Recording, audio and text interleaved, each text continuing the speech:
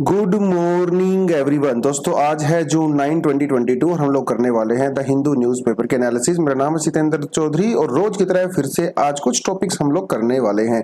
तो सबसे पहला जो टॉपिक पढ़ने वाले हैं वो आज एक अच्छी खबर से शुरुआत करने वाले हैं, क्योंकि NHAI national highway authority of India को गिनीज वर्ल्ड रिकॉर्ड के अंदर जगह मिली है। क्यों मिली है, कैसा इसने कारनामा किया है, उसके बारे में बात करेंगे।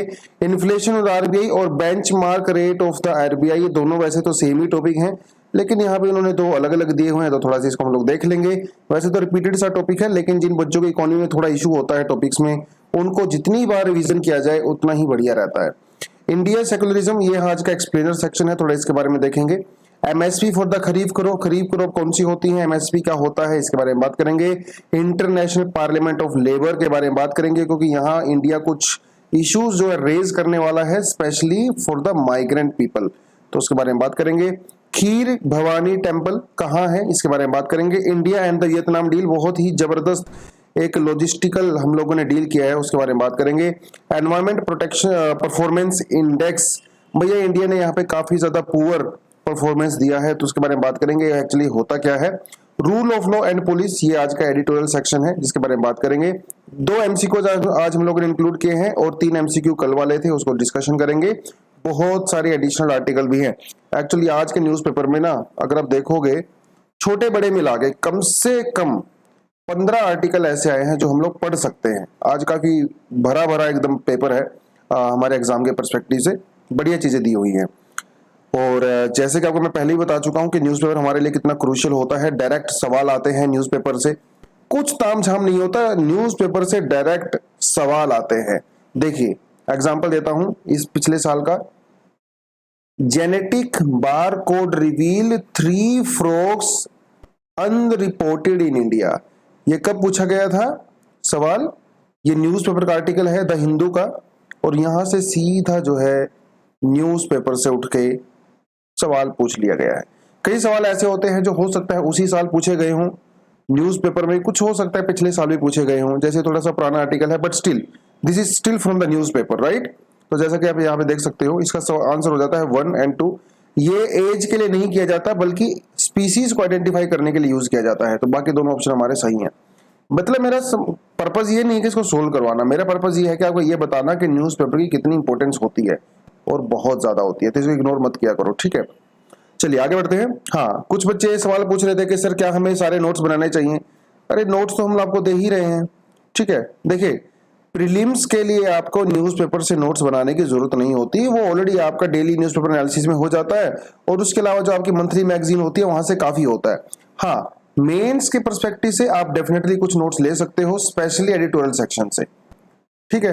तो मैं आपको पर्सनली यही रिकमेंड करूंगा कि न्यूज़पेपर एनालिसिस देखने के साथ साथ कम से कम एडिटोरियल को पढ़ा जरूर करो, क्योंकि पढ़ने से ना आपकी वोकैब इंप्रूव होती है, सेंटेंस मेकिंग इंप्रूव होती है, आपका जो माइंड मैप है वो बहुत अच्छे से डेवलप होता है, और बहुत सारे पॉइंट्स आपको एक्स्ट्रा मिल जाते हैं।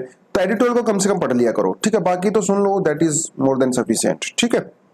चलिए, तो बढ़िया खबर क्या है, बढ़िया खबर यह है कि महाराष्ट्र के अंदर अमरावती से लेके अकोला तक, ठीक है, अकोला डिस्ट्रिक्ट जो है महाराष्ट्र के अंदर, वहां पे भैया जो एक हाईवे बनाया गया, ये बिटुमिनस हाईवे है। बिटुमिनस जो है वो एक कोल की क्वालिटी होती है, ABLP, एंथ्रेसाइट, बिटुमिनस, लिग्नाइट और पीट, ये 4 क्वालिटी होती है कोल की। चलिए कमेंट सेक्शन में बताइए कि आयरन की सबसे बेस्ट क्वालिटी कौन सी होती है। इसमें बहुत कंफ्यूजन होता है बच्चों को, ठीक है। सबसे बेस्ट क्वालिटी, तो इसके बीच में जो है सड़क बनाई है, और ये 75 किलोमीटर का रोड इन्होंने बनाया है, लेकिन इसको बनाने में सिर्फ 105 घंटे और 33 मिनट लगे हैं भैया, इसीलिए तो इसका गिनीज बुक में नाम है। पिछली बार जो है कतार के अंदर एक रोड बनाया गया था, उसका नाम था जो 10 दिन में बनाया गया था, तो हम लोगों ने कारनामा कर दिखाया है, तो इसलिए जो है ये हमारे लिए न्यूज में भी है, इंपॉर्टेंट भी है ना। चलिए इतना था, इससे ज्यादा मैं कुछ करवाऊंगा नहीं। हाँ, national highway authority of India जो है, ये एक स्टैट्यूटरी बॉडी है, 1988 में एस्टेब्लिश हुई थी, तो एक ऑटोनोमस ऑर्गेनाइजेशन है, और इसका हेडक्वार्टर कहाँ पे है, न्यू दिल्ली में है। मिनिस्ट्री ऑफ रोड ट्रांसपोर्ट और हाईवे के अंडर में ये काम करती है, ठीक है। इसरो के साथ भी इन्होंने कोलैबोरेशन किया हुआ है, जिसमें ये जो है इसरो की एक टेक्नोलॉजी है, ठीक है, उसका यूज करते हैं, स्पेशल टेक्नोलॉजी का हाईवे मॉनिटरिंग वगैरह करने के लिए, ठीक है। चलिए आगे बढ़ते हैं। RBI raises rates to tame inflation. देखिए ये दोबारा से एक्चुअली आरबीआई ने जो है यहाँ पे रेपो रेट इंक्रीज कर दिया है 50 बेसिस पॉइंट, और अभी ये पहुंच गया है 4.9% के आसपास, मतलब 4.9% हो गया है रेपो रेट। तो थोड़ा सा आपको समझाता हूँ ये होता क्या है पूरे का पूरा मामला। देखिए आरबीआई जो है ना, ये लीगली बाइंडिंग है किस चीज को लेके, इन्फ्लेशन को कंट्रोल करने को लेके। और यहां पे हमेशा दो चीजें होती हैं, एक तरफ होता है इन्फ्लेशन और एक तरफ होता है ग्रोथ। ठीक है, ग्रोथ का आप सीधा सीधा से मतलब ये कह सकते हो मार्केट में जब डिमांड होती है, और डिमांड कब होती है, जब मनी सप्लाई होती है। ठीक है, मनी सप्लाई कब होती है, जब इंटरेस्ट रेट कम होते हैं, है ना, तो ज्यादा से ज्यादा लोग बैंकों से लोन लेते हैं। तो गवर्नमेंट हमेशा ये चाहती है, गवर्नमेंट तो हमेशा यही चाहेगी ना ग्रोथ हो, तो गवर्नमेंट हमेशा ये चाहती है। लेकिन यहां पे दिक्कत क्या है, दिक्कत ये है अगर मनी सप्लाई इंक्रीज होती है तो डिमांड इंक्रीज होती है, डिमांड इंक्रीज होती है तो इन्फ्लेशन आता है, चीजें महंगी होने लगती हैं। और जब इन्फ्लेशन आता है इसको कंट्रोल करने के लिए क्या किया जाता है, भैया मनी सप्लाई को कंट्रोल किया जाता है। ठीक है, मनी सप्लाई को कंट्रोल करने का काम किसका होता है, आरबीआई का होता है। ठीक है, मनी सप्लाई कंट्रोल होता है तो डिमांड कंट्रोल हो जाती है और इन्फ्लेशन कंट्रोल हो जाती है, महंगाई बेसिकली, है ना। ये काम जो है आरबीआई का है, इसीलिए गवर्नमेंट और आरबीआई के बीच में कभी कभार जो है बहुत दिक्कतें हो जाती हैं। गवर्नमेंट कहती है कि भैया आप इंटरेस्ट रेट कम करिए, मुझे ग्रोथ दिखानी है।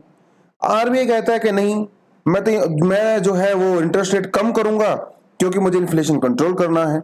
तो बेसिकली बात यह है कि दोनों के बीच में बैलेंस बना के चलने की जरूरत है, ग्रोथ और इन्फ्लेशन, है ना। इसीलिए हम लोगों ने एक हेल्दी रेंज रखा हुआ इन्फ्लेशन का। वो हेल्दी रेंज कितनी है, 4% ±2, मतलब वो 2% से लेकर 6% तक जा सकती है। और इस समय जो इन्फ्लेशन रेट जो है वो 7% से ऊपर चल रही है। तो इसलिए फाइनली आरबीआई ने डिसाइड किया है कि हम लोग ये वाली पॉलिसी अपनाएंगे, मनी सप्लाई को कम करेंगे। क्योंकि जब कोविड चला था तो कोविड की वजह से ना मार्केट बहुत ज्यादा डाउन चला गया था। तो उस समय इकोनॉमी को की ग्रोथ करने के लिए आरबीआई ने इंटरेस्ट रेट जो है काफी लो कर दिए थे, ताकि लोग ज्यादा से ज्यादा लोन लेंगे, इकोनॉमी के अंदर लिक्विडिटी आएगी, डिमांड बढ़ेगी, वो सब चीजें। लेकिन आरबीआई ने कहा कि देखो अभी वो पॉलिसी काफी होगी, 2 साल तक मैंने करके रखी, अब मैं उसको कम करने वाला हूं। तो बेसिकली ये है। और जब हम लोग बेसिस पॉइंट की बात करते हैं तो 1%, परसेंट का मतलब होता है 100, तो ये बेसिस पॉइंट होते हैं, मतलब 1% के अंदर 100 बेसिस पॉइंट होते हैं। तो जब हम लोग बात करते हैं कि 25 बेसिस पॉइंट बढ़ा दिया गया, इसका मतलब ये होता है कि जो रेपो रेट पहले 4.5% थी उसको अभी 4.50 कर दिया गया। ये मतलब होता है बेसिस पॉइंट का। ठीक है, 25 बेसिस पॉइंट मतलब 0.25, 50 बेसिस पॉइंट मतलब 0.50, ये मतलब होता है। ठीक है, तो वो है जो आरबीआई ने इस समय किया है। तो फाइनली हमारी जो रेपो रेट है वो कितनी हो चुकी है, 4.9% हो चुकी है। बाकी सारी चीजें मैंने आपको बताई दी है यहाँ पे। दूसरा आर्टिकल भी जो है इसी से रिपीटेड है, तो इसी को हम लोग बेंचमार्क बोलते हैं। तो बेसिकली हमारा जो रेपो रेट है, this is our benchmark rate, जो कि यूजली सबसे ज्यादा आरबीआई के द्वारा यूज किया जाता है। हालांकि आरबीआई के पास और टूल भी होते हैं जैसे सीआरआर वगैरह, ठीक है, जैसे हम मेंशन किया हुआ सीआरआर। लेकिन सीआरआर को आरबीआई ने चेंज नहीं किया है, इसको अनचेंज रखा है, सिर्फ रेपो रेट के ऊपर फोकस किया जा रहा है। ये सीआरआर क्या होता है, ये होता है हमारा कैश रिजर्व रेशो, है ना। आपको अच्छे से पता होगा कैश रिजर्व रेशो क्या होता है। बेसिकली जैसे बैंक के पास 100 रुपए होते हैं, तो बैंक का क्या करता है, बैंक इस 100 रुपए को किसी को लोन देते हैं, मान लो विजय माल्या को लोन दे दिया, ठीक है। अब वो 100 रुपए तो नहीं देगा ना बैंक, कुछ उसको अपने पास सिक्योरिटी के लिए भी रखना पड़ता है। बाई चांस विजय माल्या भाग गया तो क्या होगा, तो वो 100 रुपए ना देने की बजाय उसको सिर्फ 80 रुपए देता है। तो ये 20 रुपीज जो है वो बैंक अपने पास रख लेता है इमरजेंसी के लिए। जैसे हमारे पास गुल्लक होता है, हम ना गुल्लक में पैसे डालते रहते हैं इमरजेंसी के लिए, तो ये आरबीआई फिक्स करता है कि कितना रखा जाएगा। तो इस केस में जो है 20% हुआ तो उसको ऊपर नीचे किया जा सकता है, इसे बोलते हैं सीआरआर, कैश रिजर्व रेशियो। तो हर बैंक को ये मैंडेटरी होता है कि उसको कुछ पैसा रिजर्व में रखना पड़ता है for safety reason in case of emergency, ठीक है। तो लेकिन इसको चेंज नहीं करती है आरबीआई बहुत ज्यादा, कैश रिजर्व रेशियो वगैरह को, ये बहुत लंबा प्रोसीजर हो जाता है। रेपो रेट वगैरह को करना आसान है, इजी है, छोटा पड़ता है। आगे बढ़ते हैं, the future of Indian secularism. ये मतलब टॉपिक में कंटेंट तो बहुत ज्यादा दिया हुआ है, लेकिन मोस्टली चीजें मुझे यहाँ पे रिपीटेड सी ही लगी, बार बार घुमा फिरा के एक ही बात बोली गई है।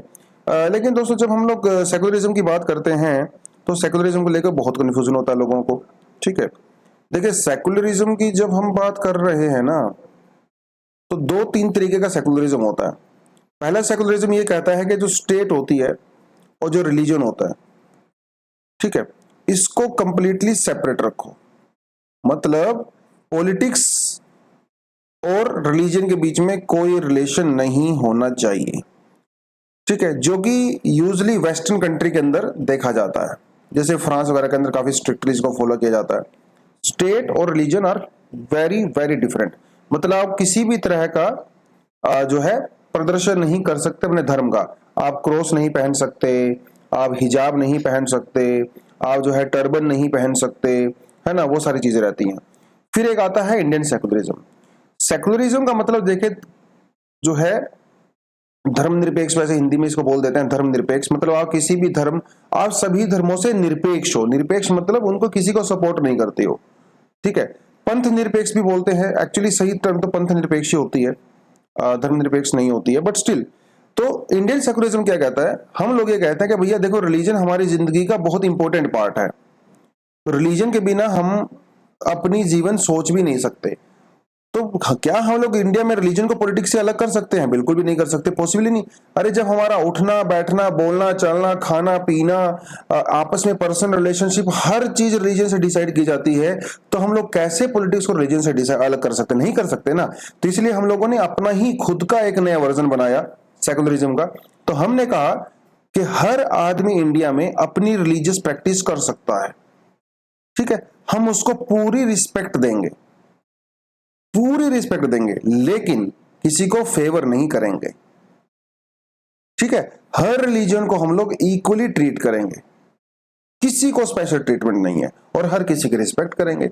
तो आप जो है क्रॉस पहनिए, आप जो है पगड़ी पहनिए, आप हिजाब पहनिए, कोई दिक्कत नहीं है, एज लॉन्ग एज आप किसी और धर्म के अंदर दिक्कत नहीं कर रहे हो। ठीक है, जबरदस्ती कन्वर्जन नहीं करवा रहे हो ना, डिस्टरबेंस नहीं कर रहे हो सोसाइटी में क्रिएट। क्योंकि धर्म की जो प्रैक्टिस होती है ना, ये प्रैक्टिस तो है, आप करिए, लेकिन इससे जो है फंडामेंटल राइट्स का वायलेशन नहीं होना चाहिए, है ना।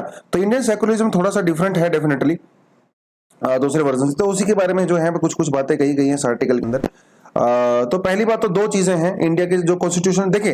अब कॉन्स्टिट्यूशन सेकुलरिज्म दो तरह का है, एक कॉन्स्टिट्यूशनल है जो कि कॉन्स्टिट्यूशन के अंदर किया गया है, और एक पॉलिटिकल है जो कि हमारी पॉलिटिकल क्लासेस फॉलो करती हैं। दोनों में काफी फर्क है। तो इंडिया का जो कॉन्स्टिट्यूशनल सेकुलरिज्म है वो दो चीजों के बारे में बात करता है। पहले तो सबको रिस्पेक्ट करिए, सीधी सी बात। उसके अलावा डिस्टेंस रखिए, लेकिन प्रिंसिपल डिस्टेंस होना चाहिए। स्ट्रिक्ट सेपरेशन हम लोग फॉलो नहीं करते हैं, जैसा कि आपको मैंने बताया, है ना। दूर दूर से सबका रिस्पेक्ट है, हाय है, हेलो है, ठीक है, वो होता है इंडिया में। पॉलिटिकल सेकुलरिज्म अलग होता है, जो पॉलिटिकल पार्टी खुद से फॉलो करती है ना। वो धर्म का कितना यूज करती हैं अपनी पॉलिटिक्स की प्रैक्टिसेस में, इलेक्शन के टाइम पे कितना यूज करती हैं, भैया ये इंडिया में बहुत मिसयूज होता है। हर पॉलिटिकल पार्टी जो अपने आपको सेकुलर कहती है वो भी, और जो अपने आपको सेकुलर नहीं कहती वो भी, इसका भरपूर मात्रा में मिसयूज किया जाता है। इसमें कोई किसी तरह का डाउट नहीं है। पास्ट में ऐसे बहुत सारे एग्जांपल रहे हैं, जैसे शाह बानो वाला केस, उसमें उसका मिसयूज किया गया। तो पॉलिटिकल पार्टीज क्या करती हैं, कुछ वोट बैंक के लिए जो है धर्म का यूज करती हैं। आप यहाँ पे जो है बाबरी मस्जिद का एग्जांपल लिख सकते हो, शाहबानो का एग्जांपल लिख सकते हो, ठीक है। तो हमारे यहाँ पे ये सब होता है। तो कॉन्स्टिट्यूशनल सेकुलरिज्म के अगेंस्ट में जाके पॉलिटिकल पार्टी जो है वो प्रैक्टिस करती है। कहता है आवर स्टेट मस्ट, देखिए वर्ड यूज किया गया है must, respectfully leave religion alone but also intervene where religious groups promote communal disharmony. मतलब वैसे तो आपको धर्म को धर्म के हाल पे छोड़ देना चाहिए, लेकिन जब वो धर्म की प्रैक्टिसेस अगर कम्युनल डिसहार्मनी फैलाने लगे, अगर डिस्क्रिमिनेशन होने लगे, तो भैया स्टेट इंटरवीन कर सकता है ना। ऐसी बहुत सारी प्रैक्टिसेस होती हैं जो कि वीमेन के अगेंस्ट में हो सकती हैं, चिल्ड्रन के अगेंस्ट में हो सकती हैं, नॉर्मल सोसाइटी की प्रैक्टिसेस के अगेंस्ट में हो सकती हैं। सुप्रीम कोर्ट ने भी कहा है कि उस केस में हम लोग इंटरवीन कर सकते हैं। ठीक है, चलिए आगे कहता है सॉल्यूशन क्या है इन चीजों का। कहता है shift of focus from the politically led project to the socially driven movement for the justice. तो भैया हमारी सोसाइटी इतनी पुरानी है, तो 2-4 पॉलिटिकल पार्टी अगर कुछ सालों में मतलब इस तरह की अगर वो चीजें करती हैं तो वो हमारे ओवरऑल सोशल फैब्रिक को नुकसान नहीं पहुंचाना चाहिए। तो जो पॉलिटिकल पार्टीज से उठ के जो है अभी जनता को सामने आने की जरूरत है, ठीक है। सेकुलरिज्म को प्रमोट करने के लिए जनता को ये सोचना चाहिए कि हमारी सोसाइटी का जो भला है वो एक दूसरे से भैया लड़ाई करने में नहीं है, बल्कि आपस में हार्मनी बनाने में है, ठीक है। Shift of emphasis from inter religious to intra religious issue. तो एक धर्म से लेकर दूसरे धर्म के बीच में क्या इशू है ये इतना इंपॉर्टेंट नहीं है। उन पर्टिकुलर धर्मों के अंदर जो प्रैक्टिसेस हैं, जो कि एंटी वीमेन हो सकती हैं या फिर कुछ और चीजें हो सकती हैं, उनको रिफॉर्म करने की जरूरत है। जैसे भक्ति मूवमेंट हुआ है ना, तो आपने देखा होगा कि हमारा जो फ्रीडम स्ट्रगल के दौरान भी, उससे पहले भी कितने सारे सोशल रिलीजियस रिफॉर्म मूवमेंट हुई हैं। तो अपने धर्म को रिफॉर्म करने की जरूरत है, रादर देन दूसरे से कंपेयर करने की। सबकी अपनी अपनी प्रैक्टिस होती हैं, उनको उनका प्रैक्टिस करने दीजिए, उसको उनको हमारा। लेकिन धर्म के अंदर से ही लोगों को उठ के सामने आने की जरूरत है कि ये चीज हमारे रिलीजन में जो है ये सही नहीं है, इसको हम लोग चेंज करेंगे। क्योंकि समय के हिसाब से आपकी वैल्यूज भी चेंज हो जाती हैं, समय के हिसाब से हमारे प्रैक्टिसेस भी चेंज हो जाती हैं। तो जो चीज हो सकता है 2000 साल पहले, 5000 साल पहले, 1500 साल पहले, 1000 साल पहले ठीक लगती हो, वो आज ठीक नहीं हो। आज के समय में चीजें चेंज होती रहती हैं, हमारी वैल्यूज, कल्चर, प्रैक्टिसेस, हर चीज चेंज होती हैं। तो ये बेसिकली इसके अंदर पूरा का पूरा चीज बताई गई है कि फाइनली इंडिया में जो कॉन्स्टिट्यूशनल सेकुलरिज्म है, पॉलिटिकल पार्टीज को भी वही फॉलो किया जाना चाहिए, ठीक है। चलिए आप बता सकते हो अपना पॉइंट ऑफ व्यू क्या है। जीएस पेपर 1 में ही इस टॉपिक हम लोग बेसिकली कवर करते हैं, जहां पे हम लोग सोसाइटी पढ़ते हैं, ठीक है। चलिए नेक्स्ट हमारे पास जो आर्टिकल था वो आर्टिकल है हमारा बेसिकली एमएसपी को लेके। और सरकार ने जो है कुछ एमएसपीज को यहाँ पे बेसिकली डिसाइड किया है। खरीफ की क्रॉप्स के लिए एमएसपी डिसाइड कर दिया गया है। आर्टिकल पता नहीं कहाँ गुम हो गया वो आज ठीक है, कोई बात नहीं। तो बेसिकली आपको मैंने बता ही दिया खरीफ क्रॉप्स के लिए। तो थोड़ा हमें क्रॉपिंग पैटर्न के बारे में पता होना चाहिए इंडिया में जो हम लोग फॉलो करते हैं। तो 3 हमारे पास बेसिकली क्रॉप होती हैं, राबी, खरीफ और ज़ैद, ठीक है। राबी, खरीफ और ज़ैद। वैसे जो हमारा सीजन शुरू होता है उसे हम लोग जून से मानते हैं। खरीफ से इंडिया का एग्रीकल्चर सीजन शुरू होता है मानसून से, ठीक है। तो हम इसको मंथ में जो है जनवरी फरवरी नहीं देखते हैं, बल्कि मानसून से शुरुआत करते हैं। तो खरीफ में जून जुलाई में जो है किया जाता है और सितंबर अक्टूबर में उसको काटा जाता है, ठीक है। क्या कौन कौन सी क्रॉप्स होती हैं इसमें? राइस, मेज, ज्वार, बाजरा, तूर, मूंग, उड़द, cotton, jute, groundnut, soybean etcetera रहता है। कहाँ कहाँ पे ग्रो होता है? Assam, west Bengal, coastal region of Odisha, Andhra and all that, ठीक है। तो भैया राइस की जब हम लोग बात करते हैं तो देखिए कहाँ कहाँ पे राइस जो है वो ग्रो होता है। इस रीजन में बेसिकली जो राइस जो है जो ग्रो होता है ये हरियाणा पंजाब वाले रीजन में, ये बेसिकली मार्केट इकोनॉमी के हिसाब से ग्रो किया जाता है, ठीक है। सेलिंग के पर्पज से मंडी में बेचने के लिए किया जाता है। बासमती वगैरह काफ़ी ज़्यादा ग्रो होती है यहाँ पे। बाकी जो दूसरा बाकी इंडिया में यूज़ होता है वो बेसिकली सेल्फ कंजप्शन के लिए यूज़ होता है, अगर कुछ पार्ट हम लोग आंध्रा का, तमिलनाडु का छोड़ दे तो, ठीक है। क्योंकि ग्रीन रिवोल्यूशन जो है यहाँ पे भी आया था। और ग्रीन रिवोल्यूशन अगर हम बात करते हैं तो हरियाणा पंजाब में बेसिकली वीट फोकस था और तमिलनाडु के अंदर जो है वो राइस फोकस था, ठीक है। तो कुछ कुछ आपको ये पता होना चाहिए। ज़ैद की फसलें आपको पता ही हैं, ठीक है। फ्रूट्स, वेजिटेबल्स वगैरह वो सब आता है, घास वास। राबी क्रॉप्स की हम बात करते हैं तो वीट, बार्ली, पीस, ग्राम, मस्टर्ड वगैरह वो सब आ जाता है, ठीक है। और बात करें अगर एमएसपी की, तो मिनिमम सपोर्ट प्राइस क्या होता है? मिनिमम सपोर्ट प्राइस बेसिकली हमारी फसलों का वो प्राइस होता है जो कि सरकार जिसकी प्राइस के ऊपर परचेज करती है, ठीक है। और इसकी कैलकुलेशन की जाती है प्रॉपरली। और यूजली एमएसपी जैसे मान लो किसी भी किसान का जो इनपुट कॉस्ट होती है, कितनी भी मान लो इनपुट कॉस्ट आती है, उस इनपुट कॉस्ट से कम 1.5 टाइम्स मोर एमएसपी डिसाइड किया जाता है। ताकि वो इतनी मेहनत करता है किसान, तो उसको कुछ ना कुछ तो रिटर्न मिलना चाहिए ना उस मेहनत के लिए। तो वो सब यहाँ पे डिसाइड किया जाता है। तो मिनिमम सपोर्ट प्राइस सरकार देती है। कितनी क्रॉप्स के लिए देती है? 23 क्रॉप्स के लिए देती है। क्रॉप्स का जो है नाम भी मैंने यहाँ पे डाला हुआ है, ठीक है। तो 7 टाइप ऑफ सीरियल्स होते हैं, पैडी, वीट, मेज, बाजरा, ज्वार, रागी एटसेट्रा। 5 तरह की पल्सेस होती हैं, चना, अरड़, उड़द, मूंग और मसूर। 7 तरह के ऑयल सीड्स होते हैं, rapeseed, mustard, groundnut, soybean, sunflower etcetera. 4 commercial crop होती हैं, cotton, sugarcane, copra and raw jute, ठीक है। ये आपको पता होना चाहिए। उसके अलावा क्या क्या चीजें जो है कंसिडर की जाती हैं CACP के द्वारा, मतलब commission for the agriculture cost and price, जो कि एमएसपी डिसाइड करता है। ये चीजें कंसिडर की जाती हैं उसको करने से पहले। Cost of production, demand and supply of the commodity, market price trend क्या चल रहा है, इंटर क्रॉप जो है प्राइस पैरिटी क्या चल रही है ना, वो सब चीजें डिसाइड की जाती है। उसके बेसिस पे एमएसपी डिसाइड किया जाता है। तो फाइनली सरकार ने खरीफ क्रॉप्स के लिए एमएसपी को यहाँ पे डिसाइड कर दिया है। ठीक है, कुछ डिटेल आपको पता होनी चाहिए। ठीक है, a farmer can not demand MSP as a matter of right, क्योंकि एमएसपी ये पॉलिसी है, एमएसपी कानून नहीं है, ये आपको पता होना चाहिए। और इस समय जब किसान प्रोटेस्ट हो रहे थे तो वो एक्चुअली एमएसपी को डिमांड कर रहे थे कि आप इसको एज अ कानून लेके आइए, लेकिन सरकार ने कहा नहीं, ये पॉलिसी है, पॉलिसी ही रहने दीजिए।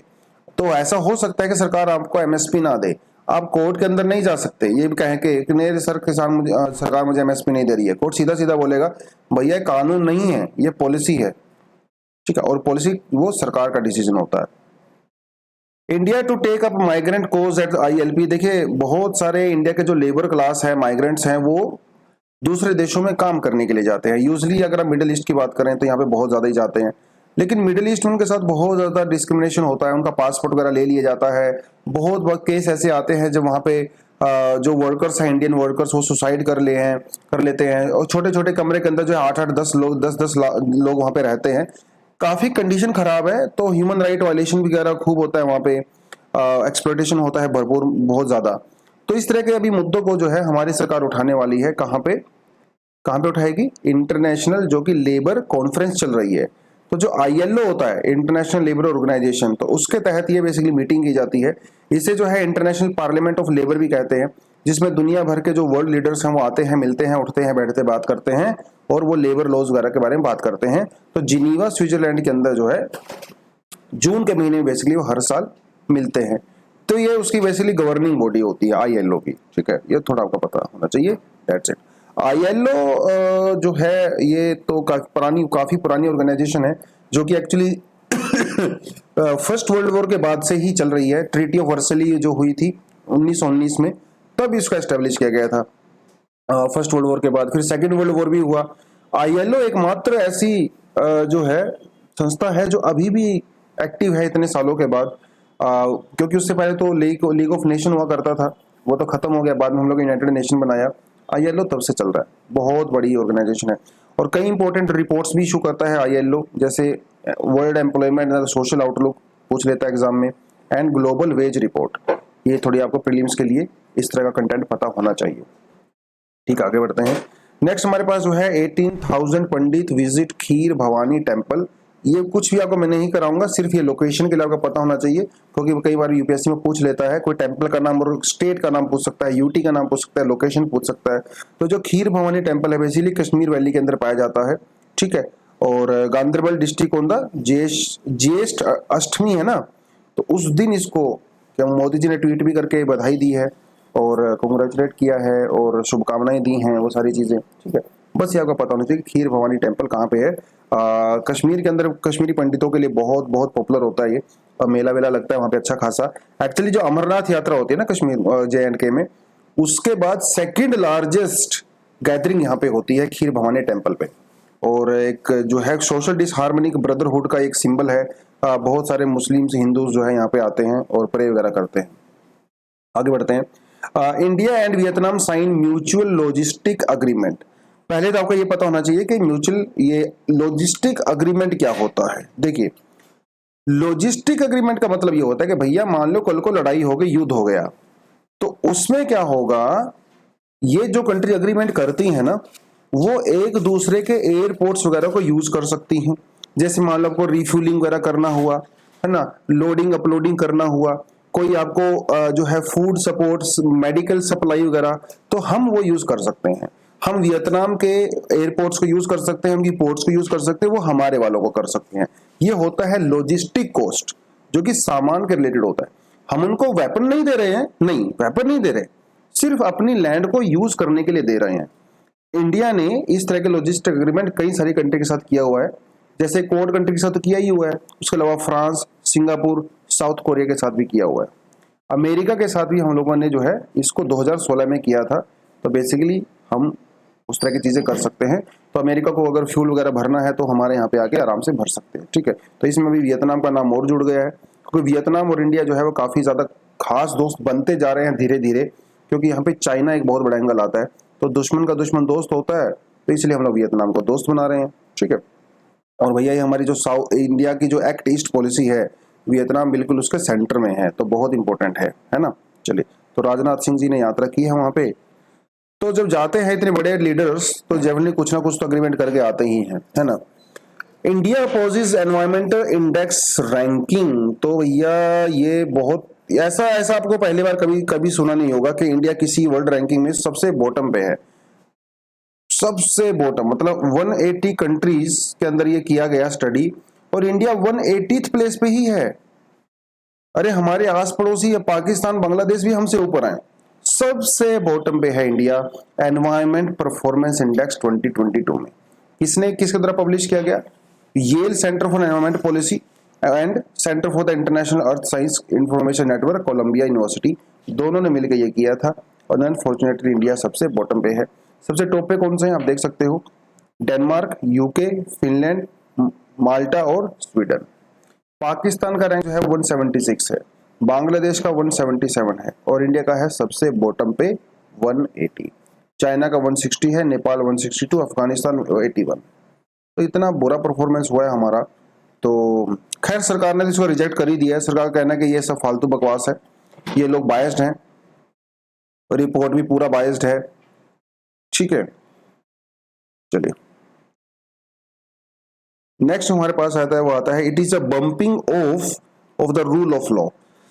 इस टॉपिक को हम लोगों ने पहले डिस्कस किया है एक अलग वे में, आज फिर से हम इसको डिस्कस करने वाले हैं। देखिए मामला पूरा क्या है ना, आपने जो है हैदराबाद वाला एनकाउंटर केस तो सुना होगा, है ना, जिसमें 4 लोगों ने एक लड़की का रेप कर दिया था, उसके बाद उसकी हत्या कर दी गई थी, और उसके बाद उसको जला भी दिया गया था, और फिर बाद में उनको पुलिस ने एनकाउंटर कर दिया, और एनकाउंटर करके ये बोला गया कि ये लोग हमारी बंदूक छीन के भाग रहे थे, हमारे ऊपर इन्होंने हमला किया, अपने बचाव के ऊपर जब हम बचाव के लिए हमने अटैक किया तो इनकी डेथ हो गई। सारी दुनिया को पता था कि वो फेक एनकाउंटर है ना। उसके बाद उनका जो स्वागत किया गया बम्पर पुलिस वालों का, उनके ऊपर फूल वूल डाले गए, लोग आए भैया जो है बहुत ज्यादा, तो इस तरह का भौकाल बनाया गया था।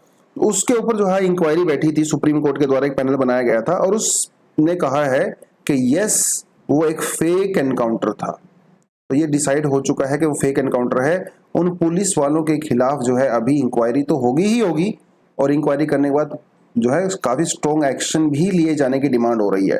क्योंकि अगर ऐसा होने लगेगा ना, तो फिर पूरा जस्टिस सिस्टम का क्या फायदा हुआ, है ना। फिर तो कानून व्यवस्था साइड में रखो, पुलिस वाले सारे के सारे ऑन द स्पॉट वो डिसीजन नहीं लेंगे, है ना। तो भैया फिर कोर्ट का क्या फायदा हुआ? या हमारी इतनी बड़ी जो मोटी मोटी बुक्स हम लोगों ने लिख रखी है, CRPC IPC, क्या फायदा हुआ जब पुलिस को ऑन द स्पॉट ही सब कुछ करना है? तो कोई फिल्म नहीं चल रही है ना, ऑन द स्पॉट। भैया प्रॉपर प्रोसीजर होता है, प्रोसीजर एस्टेब्लिश्ड बाय लॉ होता है ना, ड्यू प्रोसेस ऑफ लॉ होती है, आप उसको फॉलो कीजिए, ठीक है। तो ये सारी चीजें हैं, लेकिन रीजन क्या है इनका, पता पुलिस ऐसा करती क्यों? और आपने ये देखा होगा कुछ खास स्टेट्स के अंदर जो है इस तरह के एनकाउंटर बहुत ज्यादा होते हैं, जैसे यूपी के अंदर बहुत ज्यादा एनकाउंटर होते हैं। रीजन ये है इनका कि पॉलिटिकल जो क्लास है, जैसे आदित्यनाथ जी ने 2017 के अंदर बयान दिया था कि यूपी के अंदर जो गुंडे होंगे या तो उनका एनकाउंटर होगा या वो जेल में होंगे, लेकिन बाहर फ्री नहीं घूमेंगे। तो इस तरह के बयान जब हमारे CM वगैरह के दिए जाते हैं, तो भैया पुलिस को सिग्नल मिल जाता है, फ्री हैंड मिल जाता है, क्या मारिए इनको, ठोकिए। इसी तरह के बयान जो है आसाम के चीफ मिनिस्टर के द्वारा भी दिए गए रिसेंटली, और वहां पे भी फेक एनकाउंटर के केस बढ़ गए हैं। और एक चीज आप वो नोटिस करोगे, ये फैक्ट है जो कि NRCB ने भी दिया हुआ है, कि इनमें ज्यादातर जो है वो माइनॉरिटी, चाहे SCs STs ट्राइबल्स मुस्लिम्स और जो वनरेबल सेक्शन है, उनके वो ज्यादा जो है मारे जाते हैं फेक एनकाउंटर के केसेस में। तो एक्स्ट्रा जुडिशियल किलिंग इनको बेसिकली बोला जाता है। जुडिशियल किलिंग तो वो होती है भैया जब आपको कैपिटल जो है डेथ सेंटेंस सुनाया जाता है कोर्ट के द्वारा, वो जुडिशियल किलिंग होती है। एक्स्ट्रा जुडिशियल जो पुलिस के द्वारा मार दिया जाता है, तो ये हमारे रूल ऑफ लॉ की स्पिरिट के बिल्कुल अगेंस्ट में है, ठीक है। बहुत सारे सीनियर ऑफिसर जो हैं वो भी यही कहते हैं कि यस फेक एनकाउंटर बहुत ज्यादा होते हैं, ठीक है। दूसरी बात यहां पे ये देखिए, जब फेक एनकाउंटर के केस में इंक्वायरी होती है और कार्रवाई होती है, एक्शन लिया जाता है, उनमें मोस्टली जो जो पुलिस छोटे जो ऑफिसर्स होते हैं, है ना, एसएचओ से भी छोटे जो होते हैं, जो जो हमारे एसआईज होते हैं, एएसआई होते हैं, या फिर हवलदार होते हैं, इनके ऊपर ज्यादा एक्शन लिया जाता है। जो ऊपर टॉप पे ऑफिसर बैठे होते हैं ना, आईजी, या फिर आप समझ लीजिए कि जो एएसपी होता है, एसपी होता है, डीएसपी होता है, इनके खिलाफ बहुत बहुत बहुत रेयरली कार्रवाई होती है। तो भैया मर्जी तो इन्हीं को ही थी ना, परमिशन तो इन्होंने ही दिया था ना। तब अब कोई एसएचओ अपने आप से फेक एनकाउंटर नहीं करेगा जब तक ऊपर से परमिशन नहीं आती है। तो आर्टिकल ये कहता है कि सीनियर ऑफिसर के ऊपर भी कार्रवाई होने की जरूरत है, क्योंकि अल्टीमेटली उन्होंने ही ये करवाया होता है। सॉल्यूशन क्या है? सॉल्यूशन सीधी सीधी बात यह है कि भैया रूल ऑफ लॉ को आप समझिए, और रूल ऑफ लॉ को हर सिचुएशन में आपको फॉलो करने की जरूरत है। फेक एनकाउंटर के जो भी कंप्लेंट आती हैं उसको टॉप प्रायोरिटी में रखने की जरूरत है। तुरंत के तुरंत उसके ऊपर जो है इमीडिएटली कार्रवाई करने की जरूरत है। दूसरी बात, ये जो कार्रवाई होती है वो किसी मैजिस्ट्रेट के अंडर में होनी चाहिए, बट वो मैजिस्ट्रेट भी उस पर्टिकुलर स्टेट से नहीं होना चाहिए जहां पे वो एनकाउंटर हुआ है, क्योंकि मैजिस्ट्रेट को तो यार वहां की पुलिस के साथ मिलजुल के काम करना है ना, एडमिनिस्ट्रेशन के साथ मिलकर काम करना है उस जज मैजिस्ट्रेट को, तो जज को तो वो तो उनके फेवर में ही बात करेगा। तो हम लोग क्या कर सकते हैं, दूसरी स्टेट से मैजिस्ट्रेट को नॉमिनेट कर सकते हैं, क्योंकि वो बायस्ड नहीं होता है। पहली बात तो ये। दूसरी बात ये, जो कमीशन के अंदर मेंबर होंगे जो इंक्वायरी करते हैं वो भी दूसरी स्टेट से होने चाहिए, वहां के पुलिस महकमे से नहीं होने चाहिए। बहुत बार ऐसा भी देखा जाता है कि जो फेक एनकाउंटर करते हैं पुलिस वाले, उनको एक टैग मिल जाता है, एनकाउंटर स्पेशलिस्ट। और अगर आपके फैमिली में कोई पुलिस में हो तो उनसे पूछ के देखना कि एनकाउंटर स्पेशलिस्ट के टैग के लिए पुलिस वाले किस हद तक जा सकते हैं। उनके लिए बहुत बड़ी बात होती है। जैसे बॉलीवुड में होता है सुपरस्टार, तो जो जिसको एनकाउंटर स्पेशलिस्ट बोला जाता है ना, तो वो पुलिस महकमे में उसकी अलग ही पहचान होती है। तो कई बहुत बार मेडल लेने के लिए, प्रमोशन वगैरह लेने के लिए इस तरह के फेक एनकाउंटर किए जाते हैं। तो आर्टिकल ये कहता है कि पहले तो ऐसे लोगों को आप रिकॉग्नाइज मत करिए, है ना, फेक एनकाउंटर वाले केस को मेडल वगैरह मत दीजिए, क्योंकि फेक एनकाउंटर का ना करेज नहीं है। अरे आपने कोई बहादुरी का काम थोड़ी किया है। जिसका फेक एनकाउंटर आपने किया है उसके हाथ बंधे हुए थे, है ना, उस सीधी सी बात है, वो जो है उसके पास कोई वेपन नहीं था, और हो सकता है कि वो इनोसेंट भी हो, इस बात की बहुत पॉसिबिलिटी होती है।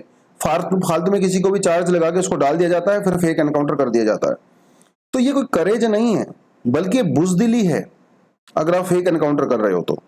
हाँ, किसी रियल क्रिमिनल को आप करोगे तो वो अलग बात है, ठीक है। तो ये भी इन्होंने कहा है। तो ये कुछ सॉल्यूशन जो है आप यहां से कर सकते हो, और 2-4 ऑफिसर के ऊपर अगर एक्शन होगा ना तो सभी के कान खड़े हो जाएंगे।